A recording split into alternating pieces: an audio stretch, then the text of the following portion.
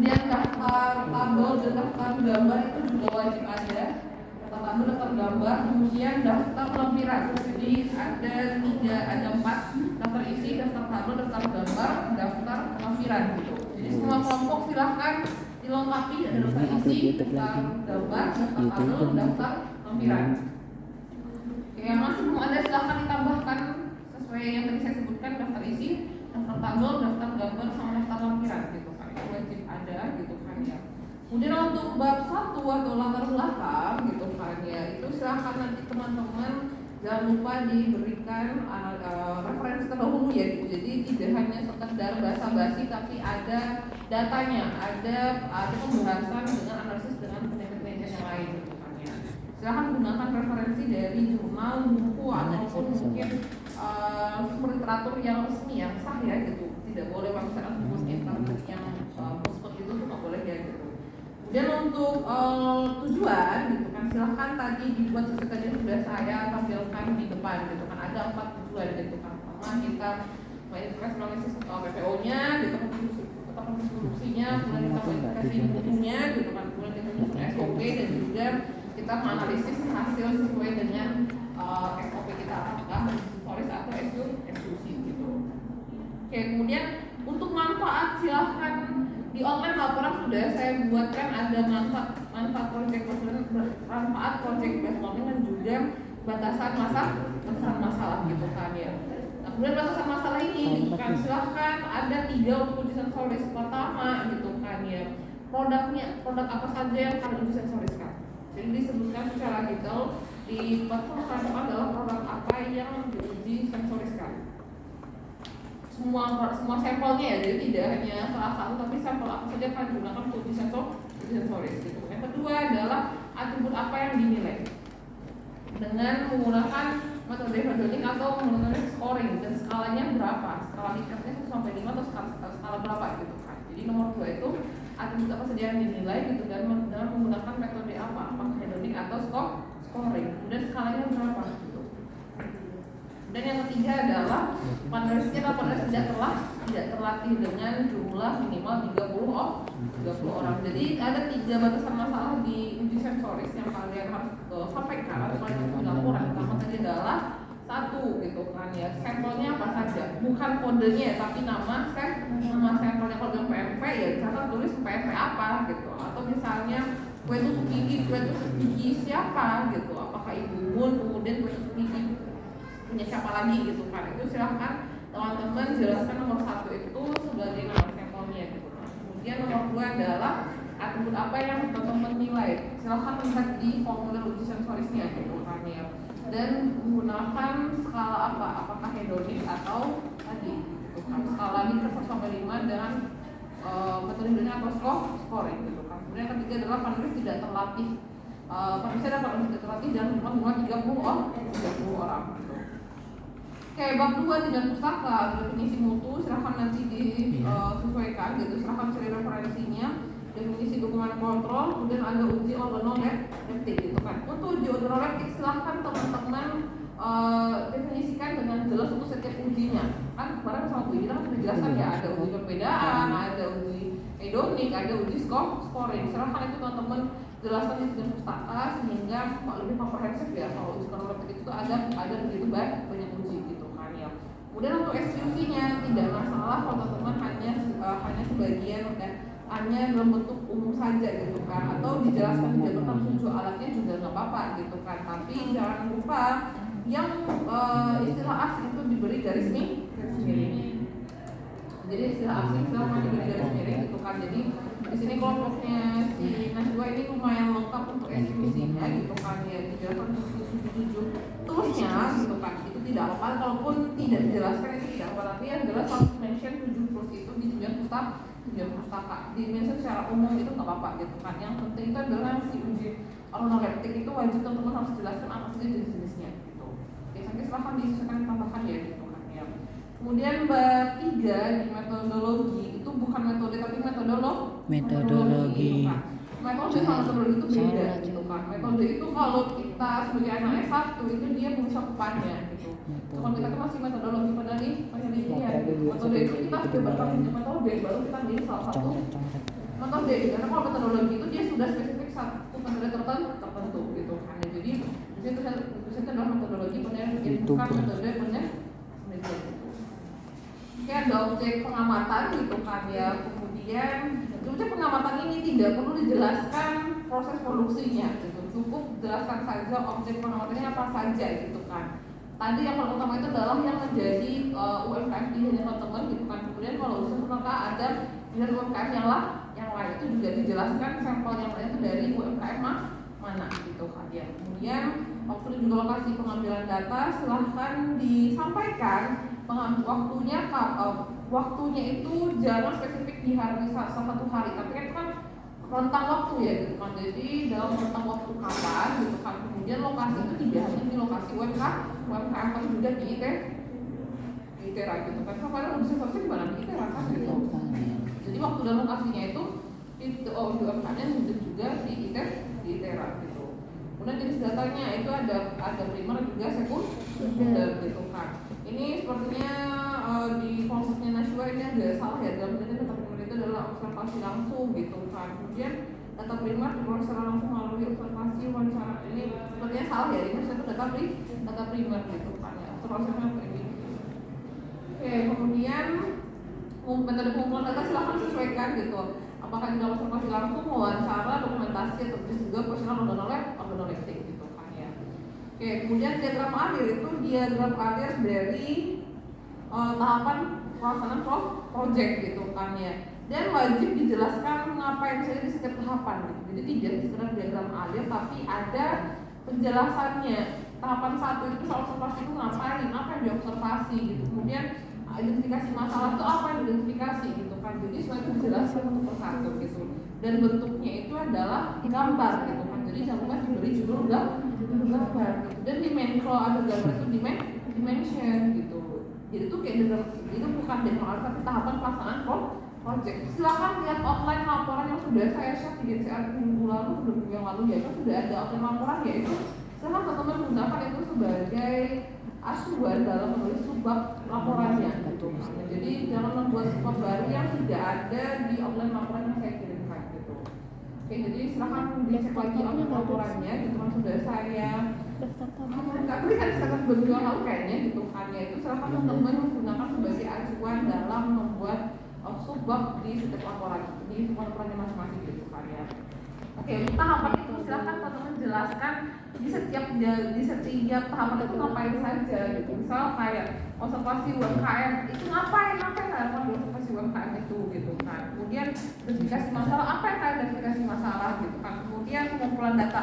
Dan kalau misalnya ada percabangan itu tidak boleh ada percabangan gitu. Jadi kalau pengumpulan data silakan pengumpulan data saja gitu kan. Kalau percabangan itu gitu kan, yang percabangan itu hanya boleh ketika ada jawaban iya atau tidak gitu.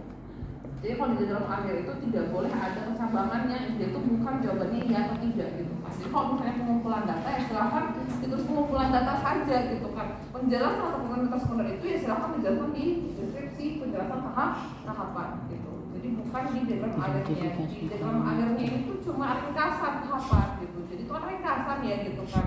Dan itu kan kayak apa yang dilakukan di setiap tahapan itu kan harus ada penjelasannya.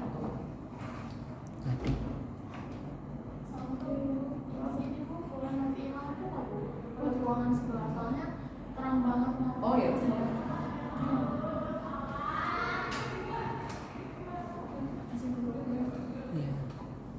Oke.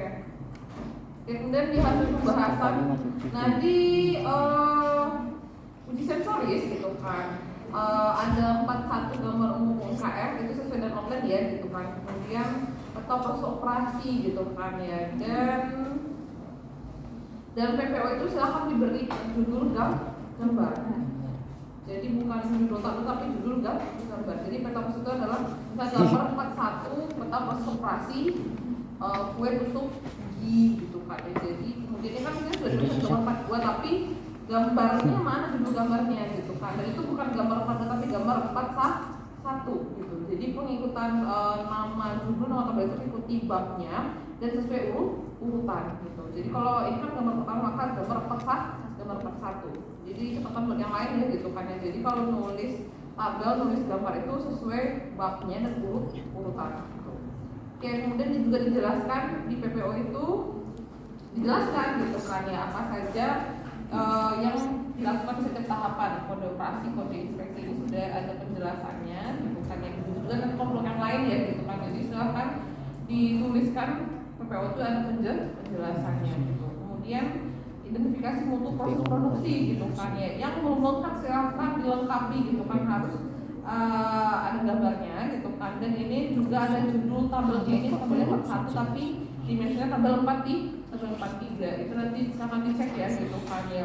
Jangan sampai salah dalam mention judul tabel atau judul gambar gitu kan, harus hati-hati gitu kan ya. Jangan dilihat urutannya gitu, ini urutan pertama atau urutan gambar pertama gitu.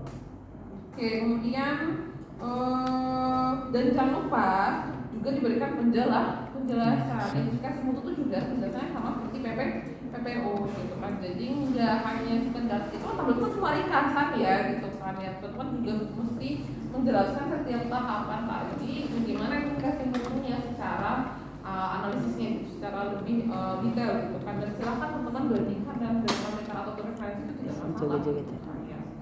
Oke, kemudian SOP pengujian. Nah itu ditulisnya itu adalah SOP pengujian hedonik gitu kan ya. Jadi ditulis lebih lengkap SOP pengujian hedonik gitu kan.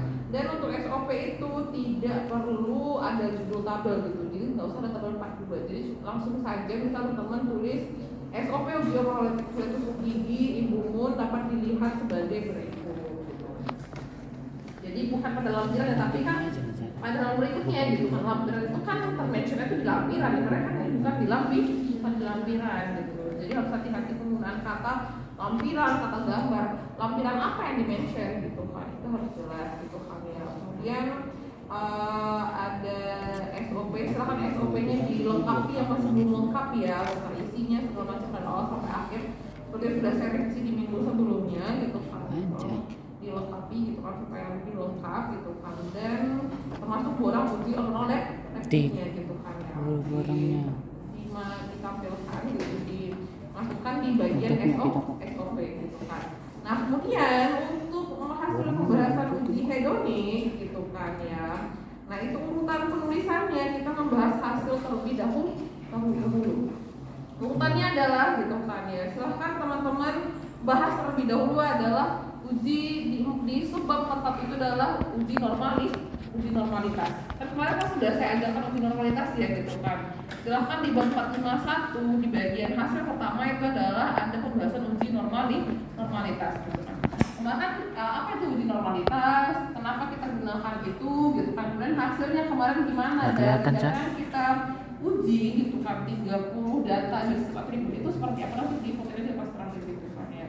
Jadi 451 itu terkait uji normalitas gitu kan. Kemudian uji kursawalis itu apa, fungsinya buat apa, tujuannya buat apa gitu kan ya. Kemudian hasilnya kemarin yang saya minta dalam bentuk tabel itu ada di bagian 452 gitu kan. Ditaruh di sana, kemudian dijelaskan apakah ada perbedaan atau tidak. Dia cuma jelasin aja hasilnya gitu kan, belum dianalisis. Yang 453 itu adalah uji hedoniknya pakai diagram laba-laba. Kemudian itu bisa dilihat dari setiap atribut sampel mana paling disukai. Itu cuma menjelaskan hasil atau interpretasi saja gitu kan. Kemudian di bagian 454 baru pembahasan. Jadi tadi misalnya uji kursawalis atribut rasa dia berbeda nyata. Kenapa dia berbeda dibanding dibahas dulu dari produknya, realnya itu seperti apa sih gitu kan. Kemudian gitu kan, apakah itu akan memicu ada perbedaan atau tidak gitu. Dan itu kemudian berkaitan hasil perbedaan itu juga didukung oleh uji statistik yang memang dinyatakan bahwa menurut itu ini rasanya berbeda gitu kan. Dan silahkan dianalisis dengan pembahasannya dengan metode atau penelitian terdahulu. Jadi di pembahasan itu cuma ada 4 subbab bahasan. 1 uji normalitas, uji kursawalis, uji hedonik yang diagram laba-laba itu, kemudian pembahasan. Jadi bahas hasil dulu di 3 suku pertama, kemudian baru pembahasan gitu. Jadi biar lebih teratur, lebih rapi gitu kan. Uji normalitas itu kemarin hasil gimana gitu kan. Dan jangan lupa nanti dimension lampirannya gitu. Lampiran itu ada 4. Lampiran 1 itu adalah hasil data kuesioner 30 panelis gitu kan. Jadi 30 panelis itu di rekap kemudian ditaruh di lampiran satu. Cara nulisnya adalah lampiran satu hasil data kuesioner 30 panelis gitu kan. Kemudian lampiran 2 itu adalah hasil uji statistik yang SPSS kemarin. Ada uji normalitas, ada uji Kruskal-Wallis, dan juga ada uji Manwitney bagi yang 3 sampel. Jadi semuanya itu ditaruh di yang uji statistik yang bisa yang bagian statistik itu semua ditaruh di lampiran. Jadi bukan ditaruh di pembahasan gitu. Karena di pembahasan itu hanya ringkasan saja gitu. Kemudian lampiran 3 itu adalah perhitungan dengan laba-laba yang kemarin di Excel. Jadi perhitungan dengan laba-laba itu di Excel, ya itu perhitungannya itu ditaruh di lampiran 3. Lampiran 4 itu adalah dokumentasi kegiatan.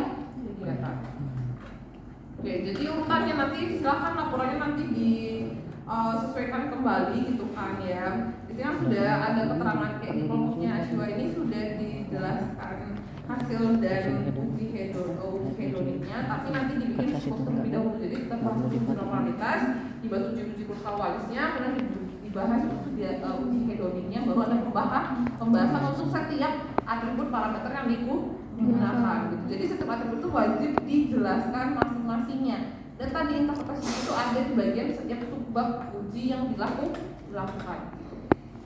Oke, kemudian di daftar dokumen silakan ada kesimpulan juga saran gitu kan ya. Kemudian ada daftar pustaka dan jangan lupa tulisannya tetap sama ya, TR semua ya. Jadi tidak kalibri, tidak yang ini, dan silakan kata kiri kata kanan. Kemudian ada lampiran ada. Jadi sampai lampiran, jadi nggak boleh nggak ada lampiran gitu kan. Ini karena bahas laporannya dari mana gitu. Oke, misalnya apa pertanyaan? Ada kita masukin lagi. Nambah. Hasil dan pembahasan itu Nih, ditempel kita masukin tabel. Bukan. Tabel Yang ringkasan. itu kan ada di Lampiran. Bukan ditempel-tempel.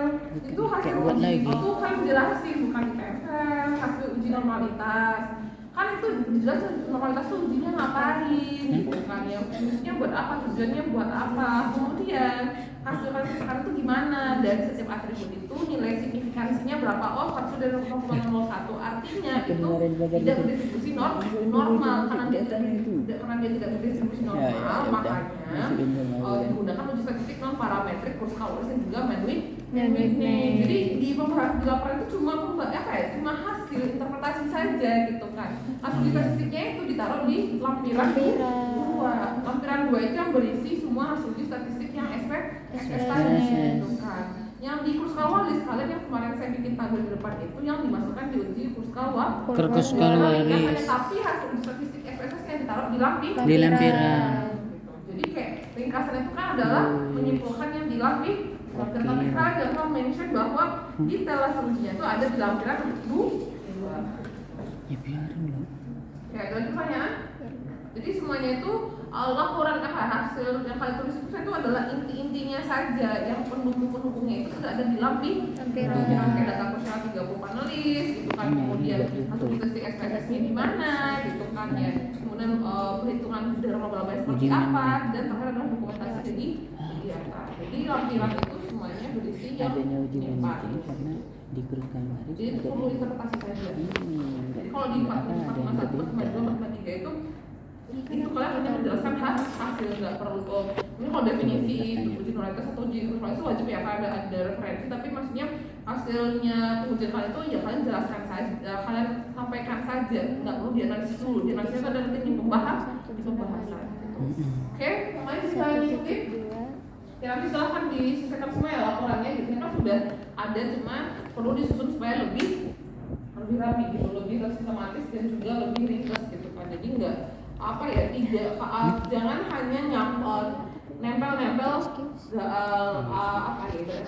hasil doang gitu kan. Dan gambar sama gambar dan juga lampiran itu kalian jangan SS, tapi tinggal di copy saja, kan bisa dari SS di copy gitu kan ya, atau mungkin mulai dari Excel dari laba-laba itu bisa di Ctrl C kemudian pindahkan forward gitu. Jangan di SS, apa di SS nanti pasti di convert pada PDF, jadi dipecah gitu. Kalau kalian convert nggak akan kelihatan dari laba-labanya gitu ya. Oke, kemudian yang dari laba-laba itu jangan lupa ya gitu bahwa wajib gitu kan, yaitu Ini bukan dimulai dari 0, tapi dimulai dari 1 gitu.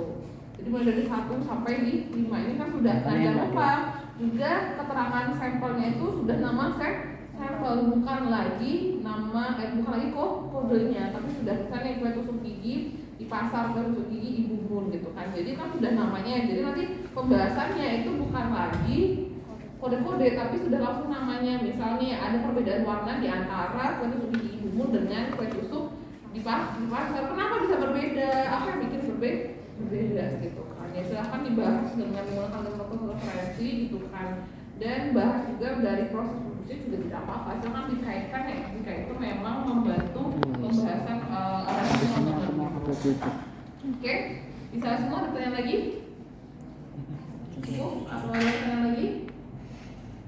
Oke, kalau tidak ada silahkan rolling down-nya eksekusi gitu kan ya.